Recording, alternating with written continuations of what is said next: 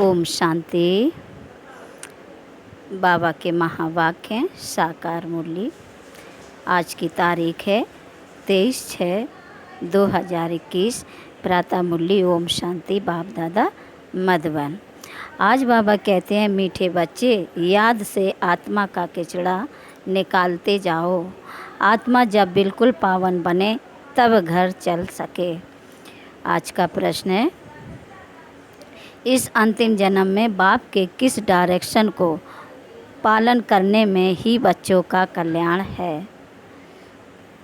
बाबा कहते हैं, फिर से प्रश्न बताऊं, इस अंतिम जन्म में बाप के किस डायरेक्शन को पालन करने में ही बच्चों का कल्याण है। उत्तर है, बाबा कहते, मीठे बच्चे इस अंतिम जन्म में बाप से पूरा वर्षा ले लो। बुद्धि को बाहर में भटकाओ मत, विष को छोड़ अमृत पियो। इस अंतिम जन्म में ही तुम्हें 63 जन्मों की आदत मिटानी है, इसलिए रात दिन मेहनत कर दे ही अभिमानी बनो। ओम शांति। ओम शांति। शांति धाम विश्रामपुरी है। इस दुनिया से सब थके हुए हैं, चाहते हैं कि हम अपने सुख धाम में जाएं। यह दुनिया अच्छी नहीं लगती। स्वर्ग को देखते हैं तो नरक से दिल कैसे लगे। कहते हैं, बाबा जल्दी करो, इस दुख धाम से ले चलो। बाप भी समझाते हैं, यह तो छीछी दुनिया है। इनका नाम ही है डेविल वर्ड और नरक। यह कोई अच्छा अक्षर है क्या? कहाँ डीटी वर्ड और कहाँ डेविल वर्ड। इस डेविल वर्ड में सब तंग हो गए हैं, परंतु वापस कोई जा नहीं सकते। तमो प्रधानता की खाद पड़ी हुई है, वह खाद आत्मा से निकले उसके लिए पुरुषार्थ कर रहे हैं। जो अच्छे पुरुषार्थी हैं उनकी अवस्था पिछाड़ी में अच्छी हो जाएगी। यह पुरानी दुनिया खलास हो जाएगी। अब तो बाकी थोड़े रोज हैं।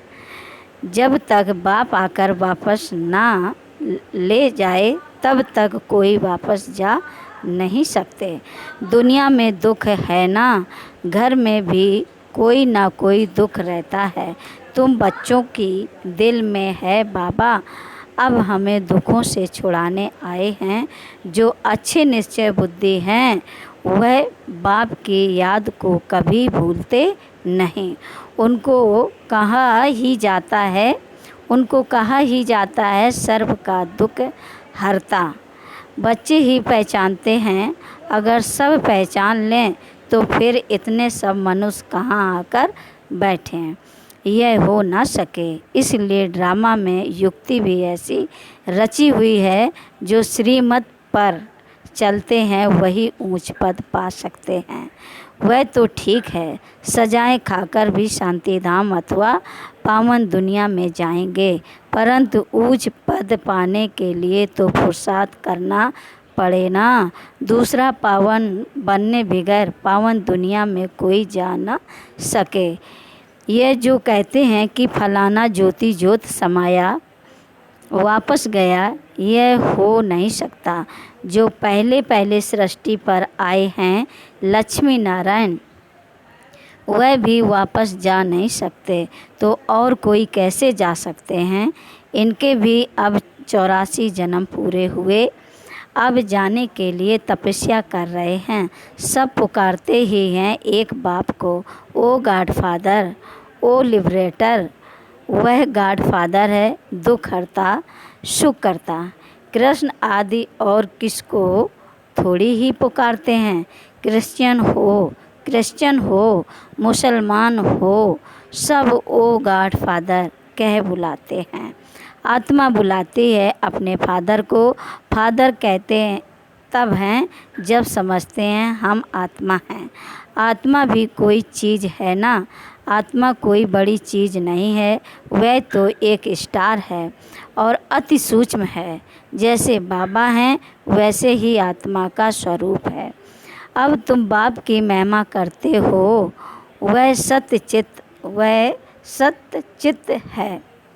ज्ञान का सागर आनंद का सागर है। तुम्हारी आत्मा भी उनके समान बनती है। तुम्हारी बुद्धि में अब सारी सृष्टि के आदि मध्य अंत का ज्ञान आ गया है और कोई मनुष्य मात्र में यह ज्ञान नहीं है। सारा भारत, सारी विलायत ढूंढ लो, कोई को भी पता नहीं।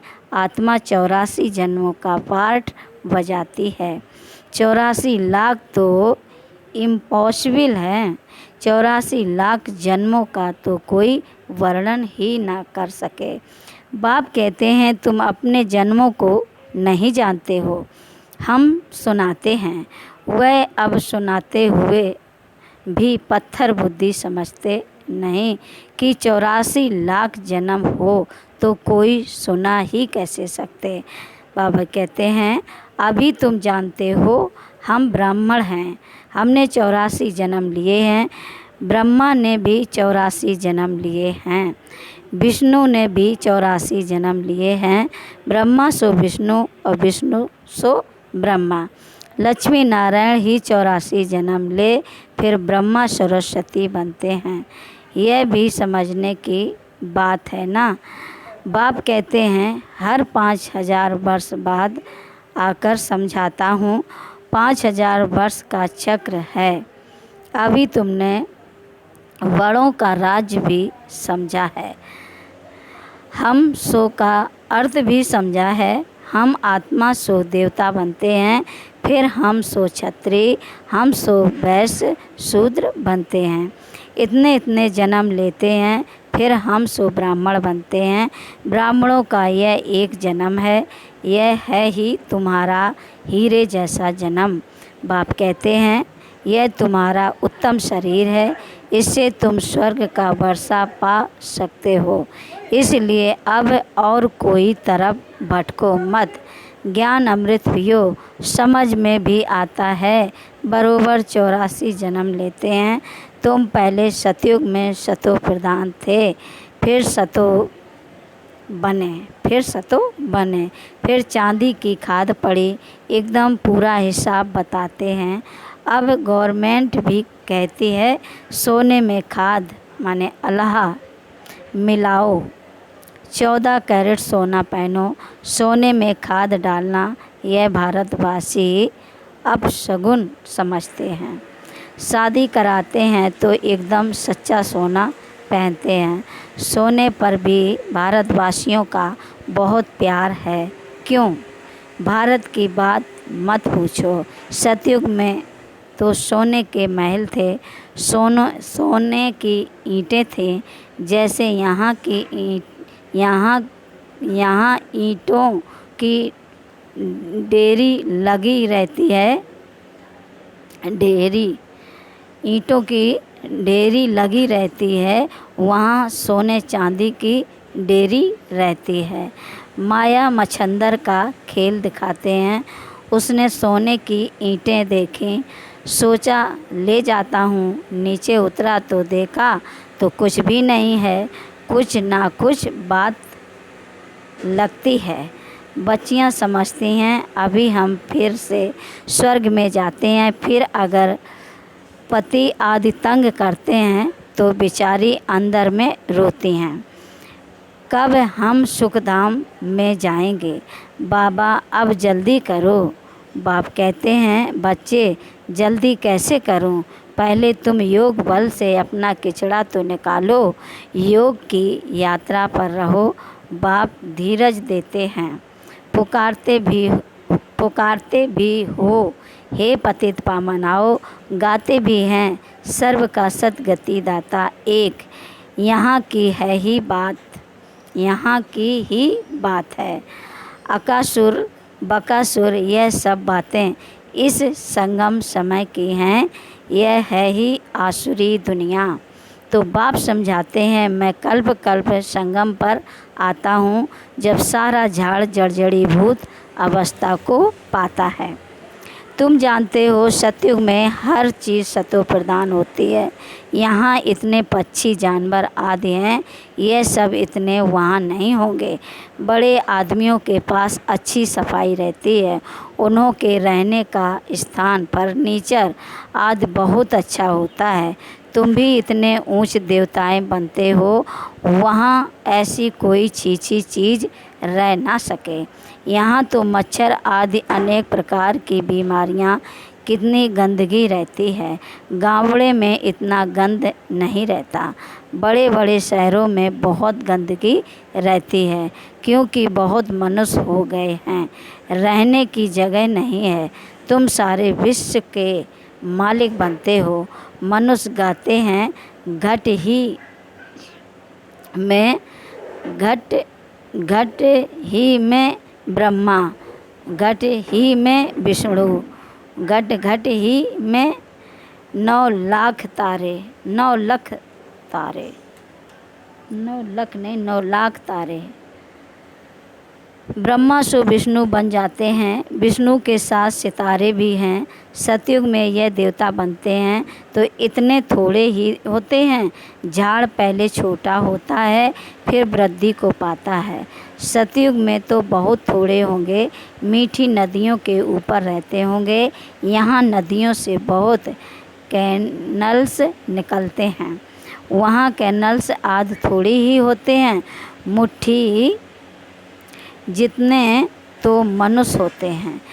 इतने के लिए गंगा जमुना तो हैं ही, उन नदियों के ही आसपास रहते हैं। 5 तत्व भी देवताओं के गुलाम बन जाते हैं। कभी भी बेकायदे बरसात नहीं पड़ती, कभी नदी उछल नहीं खाती। नाम ही है स्वर्ग, तो स्वर्ग तो फिर क्या। अब कहते हैं स्वर्ग की आयु इतने लाख वर्ष है। अच्छा भला वहाँ कौन राज करते थे, यह तो बताओ। कितने गपोड़े लगाते रहते हैं। बाबा कहते हैं तुम जानते हो, हम कल्प पहले मुवाफिक ये पाठ बजा रहे हैं। रुद्र ज्ञान यज्ञ में अनेक प्रकारों के असुरों के विघ्न पड़ेंगे। फिर मनुष्य समझते हैं असुर लोग ऊपर से गंध गोबर आदि डालते थे, परंतु नहीं। तुम देखते हो कितने विघ्न पड़ते हैं, अबलाओं पर अत्याचार होते हैं, तब तो पाप का घड़ा भरेगा। बाप कहते हैं थोड़ा सहन करना पड़ेगा। तुम अपने बाप और वर्षे को याद करते रहो। मार खाने समय भी बुद्धि में याद करो, शिव बाबा तुमको तो बुद्धि में ज्ञान है।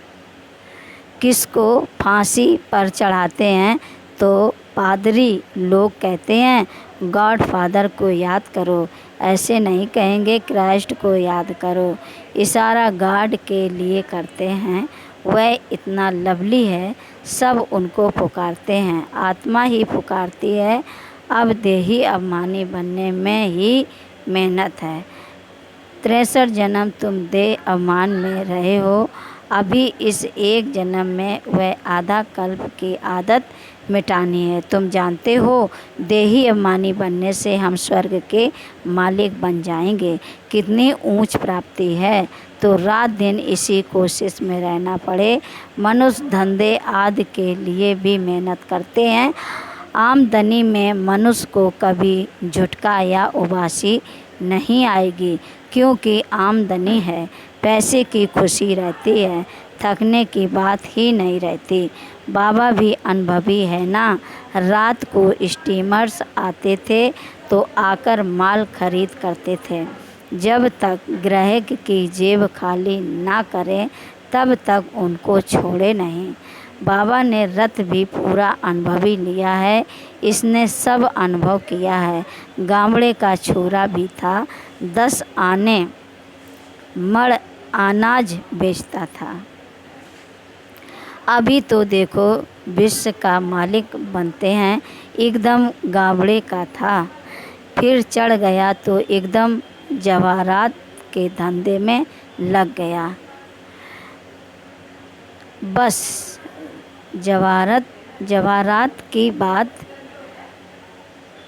बस जवाहरात की बात, यह फिर है सच्चे जवाहरात। यह होता है रॉयल व्यापार। बाबा बहुत अनुभवी है। बाबा वाइसराय आदि के घर में ऐसे जाते थे जैसे अपना घर। इनको फिर कहा जाता है अविनाशी ज्ञान रतन। जितना यह बुद्धि में धारण करेंगे, इससे तुम पदमपति बनेंगे।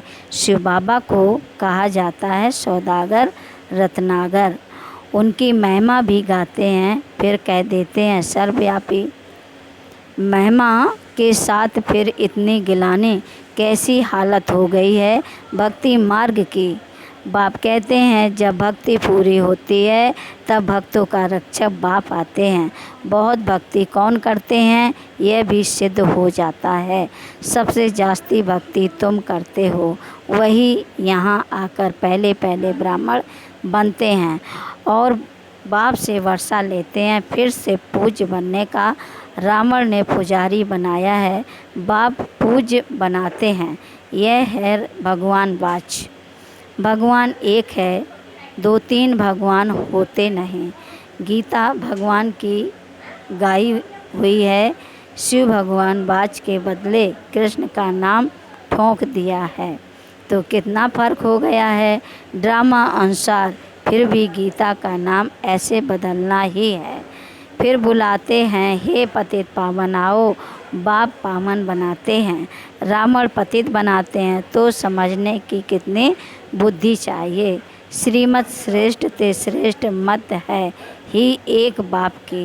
ये लक्ष्मी नारायण स्वर्ग के मालिक बाप की मत से ही बने हैं।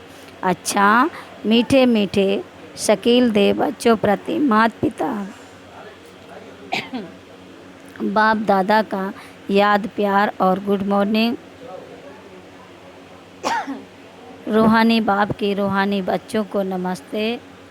हम रूहानी बच्चों को भी बाप दादा को भी याद प्यार और नमस्ते नमस्ते नमस्ते गुड मॉर्निंग बाप दादा। धारणा के लिए मुख्य सार है। पहली पॉइंट है, इस एक जन्म में 63 जन्मों के पुराने देह अभिमान की आदत मिटाने की मेहनत करनी है। देही अभिमानी बन स्वर्ग का मालिक बनना है। दूसरी पॉइंट है, इस हीरे तुल्य उत्तम जन्म में इस बुद्धि को भटकाना नहीं है, सतो प्रधान बनना है। अत्याचारों को सहन कर बाप से पूरा वर्षा लेना है। वरदान है, सोचना बोलना और करना तीनों को समान बनाने वाले सर्वोत्तम पुरुषार्थी भाव। सभी शिक्षाओं का सार है कि कोई भी कर्म से देखने उठने बैठने चलने सोने से फरिश्तापन दिखाई दे। हर कर्म में अलौकिकता हो, कोई भी लौकिकता कर्म व संस्कारों में ना हो। सोचना करना बोलना सब समान हो। ऐसे नहीं कि सोचते तो थे कि यह ना करें लेकिन कर लिया। जब तीनों ही एक समान और बाप समान हो तब कहेंगे श्रेष्ठ व सर्वोत्तम पुरुषार्थी। स्लोगन है, जिम्मेवारी उठाना अर्थात इष्टरा दुआएं का अधिकारी बनना। जिम्मेवारी उठाना अर्थात एक्स्ट्रा दुआओं का अधिकारी बनना। अच्छा, ओम शांति।